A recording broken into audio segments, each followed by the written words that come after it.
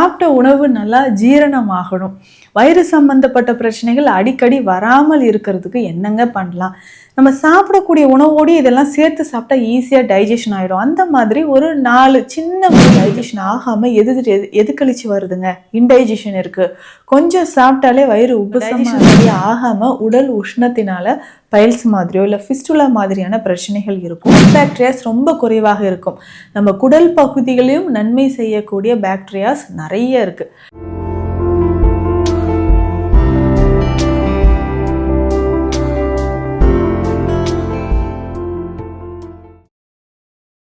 வரம் நேயர்களுக்கு வணக்கம்.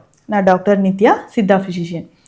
நம்ம வயிறு ஆரோக்கியமாக இருக்கணும், சாப்பிட்ட உணவு நல்லா ஜீரணமாகணும், வயிறு சம்பந்தப்பட்ட பிரச்சனைகள் அடிக்கடி வராமல் இருக்கிறதுக்கு என்னங்க பண்ணலாம்? நம்ம சாப்பிடக்கூடிய உணவோடு இதெல்லாம் சேர்த்து சாப்பிட்டா ஈஸியாக டைஜஷன் ஆகிடும். அந்த மாதிரி ஒரு 4 சின்ன மூலிகைகள், 4 ரொம்ப எளிமையாக கிடைக்கக்கூடிய மூலிகைகள் என்ன அப்படின்றத பார்க்கலாம். பொதுவாக நம்ம உணவு எடுத்தோம்னா ஒரு 3லிருந்து 4 மணி நேரத்துக்குள்ளே அது நமக்கு நல்லாவே டைஜஷன் ஆகணும். ஸோ இப்படி இருந்தால் தான் நமக்கு ஈஸியாக ஓகே ஃபுட்டு நல்லா டைஜஷன் ஆகுது அப்படின்னு நம்ம தெரிஞ்சிக்க முடியும். இல்லைன்னா கொஞ்சம் நேரத்துக்கு பிறகு நமக்கு டைஜஷன் ஆகாமல் எது கழிச்சு வருதுங்க? இன்டைஜஷன் இருக்குது, கொஞ்சம் சாப்பிட்டாலே வயிறு உபசமாக இருக்குது அப்படின்ற மாதிரியான ஒரு பிரச்சனைகள் நிறைய பேருக்கு இருக்குது. இப்போ டைஜஷன் நார்மலாக இருக்கணும் அப்படின்னா நம்ம சாப்பிடும் போதே உணவில் இதெல்லாம் சேர்த்து சாப்பிட்டா ஓகேங்க நல்லா இருக்கும். அப்படின்னா என்னென்ன சேர்த்துக்கலாம் அப்படின்னா, முதல்ல சீரகம் அப்படின்னு சொல்கிறது சீரகம் நம்மளுடைய அகத்தை உடலுக்குள்ளே இருக்கக்கூடிய அகத்தை சீர்படுத்தக்கூடிய ஒரு மூலிகை அப்படின்னு சொல்கிறது சீரகம் சொல்லலாம். சீரகம் நம்ம சமைக்கும் போதே சேர்த்து நம்ம சமைச்சிக்கலாம். இல்லைன்னா சீரகம் பொடியை கொஞ்சம் உணவில் சேர்த்தோ நம்ம ஏதாவது ஃபுட்டு சாப்பிடும்போது அது மேலே தூவிட்டு சீரக பொடியை சேர்த்து சாப்பிடலாம். இந்த மாதிரி சீரகம் சாப்பிடும்பொழுது உடலில் நிறைய பேருக்கு உஷ்ணம் அதிகமாக இருந்தாலோ மலச்சிக்கல் தொந்தரவு இருக்கும். ஏன்னா சீரகத்தில் ஃபைபர் கண்டென்ட் நிறைய இருக்குது. ஸோ அந்த ஃபைபர் என்ன பண்ணுன்னா ரொம்ப ஈஸியாக நம்ம குடல் பகுதியில் இருக்கிற கழிவுகளை வெளியேற்றுது அப்படின்னு சொல்லலாம். அப்போது சீரகம் நம்ம உணவில் சேர்த்துக்கணும். அடுத்து முக்கியமாக பார்த்தோம்னா சின்ன வெங்காயம். இது சின்ன வெங்காயம் எதற்கு அப்படின்னா, நம்ம உடலில் ஏதாவது கிருமிகள் மைக்ரோப்ஸ் இன்டர்னலாக உள்ளுக்கு போகாமல் இருக்கிறதுக்கு நமக்கு சின்ன வெங்காயம் பயன்படுது. இதில் இருக்கக்கூடிய anti inflammatory property, anti microbial property என்ன பண்ணுதுன்னா, நம்ம உடல்லையோ இல்லை நமக்கு குடல் பகுதிகளின் இன்டெஸ்டைனில் ஏதாவது இன்ஃப்ளமேஷன் இருக்கும் பட்சத்தில் அதை சரி செய்கிறதுக்கு நமக்கு பயன்படுது. உடல் அதிகமான உஷ்ணம் இருந்தாலோ சிலருக்கு அதிகமான உஷ்ணம் இருக்கும்போது என்ன ஆகுனா டைஜஷன் சரியாக ஆகாமல் இருக்கும். ஸோ டைஜஷன் சரியாக ஆகாமல் உடல் உஷ்ணத்தினால பைல்ஸ் மாதிரியோ இல்லை ஃபிஸ்டுலா மாதிரியான பிரச்சனைகள் இருக்கும். நம்ம உணவு சாப்பிடும்போதே ஒரு 4லிருந்து 5 சின்ன வெங்காயம் பச்சையாகவே உணவோடு சேர்த்து நம்ம கடித்து சாப்பிட்டுக்கலாம். அந்த மாதிரி சாப்பிடும்போது எக்ஸஸாக நமக்கு ஃபேட் அதிகமான கொழுப்பு சத்து உடலில் தேங்காமல் இருக்கிறதுக்கு நமக்கு பயன்படுது. இந்த சின்ன வெங்காயம் சாப்பிடும்போது நிறைய பலன்கள், இதோடு சேர்த்து தயிரோடு சேர்த்து சாப்பிடும்பொழுது இதில் இருக்கக்கூடிய ப்ரோபயோட்டிக்ஸும் நம்ம குடலுக்கு ஒரு நன்மையை செய்யும் அப்படின்னு சொல்லலாம். ஒரு சிலருக்கு பார்த்தோம்னா கட் பாக்டீரியாஸ் ரொம்ப குறைவாக இருக்கும். நம்ம குடல் பகுதிகளையும் நன்மை செய்யக்கூடிய பாக்டீரியாஸ் நிறைய இருக்குது. ஸோ அது நமக்கு ஆரோக்கியமான முறையில் இருக்கணும்னா நமக்கு சின்ன வெங்காயத்தை சின்ன சின்ன பீசஸாக கட் பண்ணிவிட்டு தயிரோடு சேர்த்து சாப்பிடும்போது குடலோட ஆரோக்கியம் நமக்கு மேம்படுது அப்படின்னு சொல்லலாம். இதில் முக்கியமாக நம்ம உணவோட பச்சையாகவே அந்த வெங்காயத்தை சாப்பிடலாம்.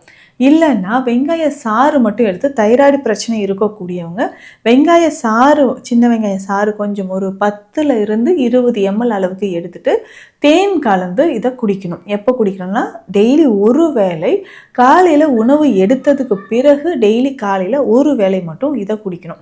ஸோ இந்த மாதிரி தொடர்ந்து சாப்பிட்டாலும் நமக்கு தைராய்டு சார்ந்த பிரச்சனைகள் இருந்தாலும், நமக்கு குடல் சம்மந்தப்பட்ட பிரச்சனைகளோ இல்லை கல்லீரல் சம்மந்தப்பட்ட பிரச்சனைகள் இருந்தாலும் எக்ஸ்ட்ராவாக நமக்கு கொலஸ்ட்ரால் இருக்குங்க, வெரிகோஸ் வெயின் இருக்குது, கொலஸ்ட்ரால் இருக்குது, கொலஸ்ட்ரால் லெவல் 200 அபோவ் இருக்குது, 250 270 இந்த ரேஞ்சில் இருக்கிறவங்களும் நிறைய பேர் இருக்காங்க. ஸோ அதை சரி பண்ணுறதுக்கும் நமக்கு இந்த சின்ன வெங்காயம் பயன்படுது. அடுத்து முக்கியமாக நம்ம உணவில் சேர்க்கக்கூடிய இன்னொரு முக்கியமான ஒரு மூலிகை அப்படின்னு பார்த்தோம்னா மஞ்சள் எப்படிங்க பயன்படுத்தலாம்? நம்ம சமைக்கக்கூடிய எல்லா உணவுகள்லையுமே நம்ம மஞ்சள் பயன்படுத்துகிறோம். மஞ்சள் இல்லாத நம்ம உணவே இல்லை அப்படின்னு சொல்கிறோம். அந்த அளவுக்கு மஞ்சள் ரொம்ப ரொம்ப முக்கியமானது. இது தவறாமல் நம்ம இரவு நேரத்தில் பாலோடு சேர்த்து நம்ம குடிக்கணும். அதாவது கோல்டன் மில்க் அப்படின்னு தான் இதை சொல்லுவாங்க. பாலோடு சேர்த்து மஞ்சள், கொஞ்சமாக ஒரு 4-5 மிளகு, கொஞ்சமாக கற்கண்டு சேர்த்து குடிக்கணும். ஸோ இரவு நேரத்தில் பாலோடு சேர்த்து இது 3ஐயும் குடிக்கும்போது நம்ம உடலில், ஸோ த்ரோட்டில் ஏதாவது இன்ஃபெக்ஷன் இருக்குது, இல்லை வாய்ப்பகுதியில் ஏதாவது இன்ஃபெக்ஷன் இருக்குது, குடல் பகுதியில் ஏதாவது தொற்று கிருமிகள் இருக்குது, மைக்ரோப்ஸ் இருக்குன்னா அதை சரி செய்கிறதுக்கு, உடலில் ஸ்டாமினா இன்க்ரீஸ் ஆகிறதுக்கும் நமக்கு மஞ்சள் பயன்படுது. மஞ்சளை பொறுத்த வரைக்கும் அது ஒரு மிக சிறந்த ஒரு மூலிகை அப்படின்னு சொல்லலாம். நமக்கு எக்ஸ்டர்னலாக வெளிப்பிரயோகமாகவும் நிறைய பிரச்சனைகளை குணப்படுத்துவதற்கு மஞ்சள் பயன்படுது. மஞ்சள் நம்ம பாலோடு சேர்த்து சாப்பிடணும்.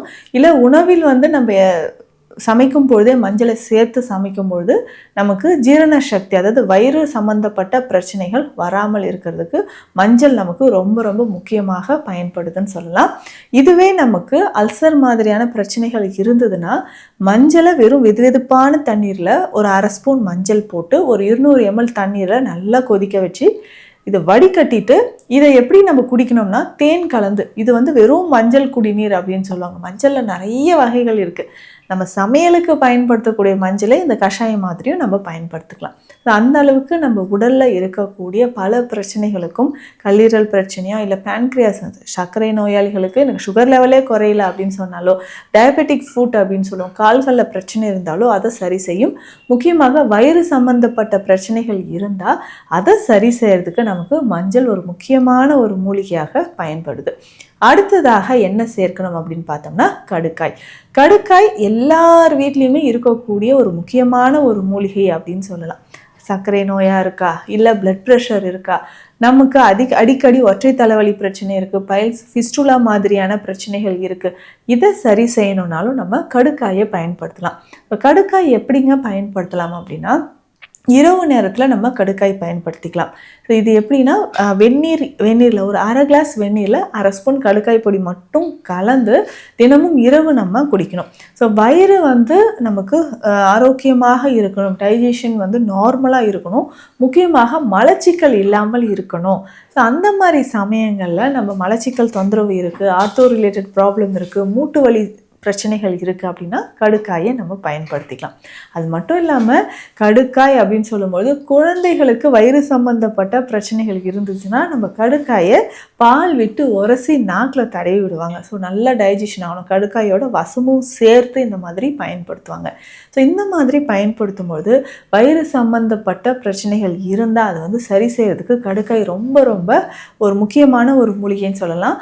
பசியே இல்லை அப்படின்னு சொல்லக்கூடிய குழந்தைகளுக்கும், எனக்கு மலச்சிக்கலாக இருக்குது, மோஷன் போகலை அப்படின்னு சொல்லக்கூடிய குழந்தைகளுக்கும் கடுக்காயை நம்ம பயன்படுத்தலாம். ஸோ கடுக்காய் நம்ம தினமுமே உணவில் சேர்த்துக்கலாம். இல்லைன்னா இரவு நேரத்தில் நான் சொன்ன மாதிரி தண்ணீரோடு கலந்து குடிச்சிட்டு வரலாம். இந்த மாதிரி செய்யும்போது வயிறு சம்பந்தப்பட்ட பிரச்சனைகள் எதுவும் இல்லாமல் நம்ம ஆரோக்கியமாக வாழ முடியும். இந்த பதிவில் நம்ம டைஜஷன் நார்மலாக இருக்கணும், வயிறு சம்பந்தப்பட்ட பிரச்சனைகள் வராமல் இருந்தால் இருக்கிறதுக்கு எந்தெந்த மாதிரியான மூலிகைகள் எப்படி சாப்பிடலாம், முக்கியமாக நான் சொன்ன இப்போ 4 மூலிகையுமே ரொம்ப ஈஸியாக நமக்கு கிடைக்கக்கூடியதான், எல்லார் வீடுகளையும் இருக்கக்கூடியது. இதில் முக்கியமாக தினமும் கடுக்காய் பொடி சாப்பிட முடியல அப்படின்னு சொன்னீங்கன்னா கடுக்காய் லேகியம் சித்த மருத்துவத்தில் இருக்குது. இந்த கடுக்காய் லேகியம் ஒரு நாளைக்கு 2 வேளையும் சாப்பிடலாம். ஏன்னா இந்த கடுக்காயோட சில மூலிகைகள் சேர்த்து செய்யக்கூடியது தான் லேகிய வகை சொல்கிறோம். ஸோ குழந்தைகள் கடுக்காய் ரொம்ப தோற்பாக இருக்கிறதுனால தண்ணீரில் கலந்து குடிக்கும்போது அது சாப்பிடாமல் இருப்பாங்க. நம்ம லேகிய வகையில் அது சாப்பிட்டுட்டு வந்தோம்னா நம்ம வயிறு சம்மந்தப்பட்ட பிரச்சனைகள், குழந்தைகளுக்கு ஒரு ஸ்டாமினா இன்க்ரீஸ் ஆகணும் அப்படின்னா கடுக்காய் லேகியத்தை நம்ம பயன்படுத்தலாம். இந்த லேகியத்தோட அளவு எவ்வளவு அப்படின்னா குழந்தைகளுக்கு ஒரு 1/4 டீஸ்பூன் அளவுக்கு கொடுக்கலாம்.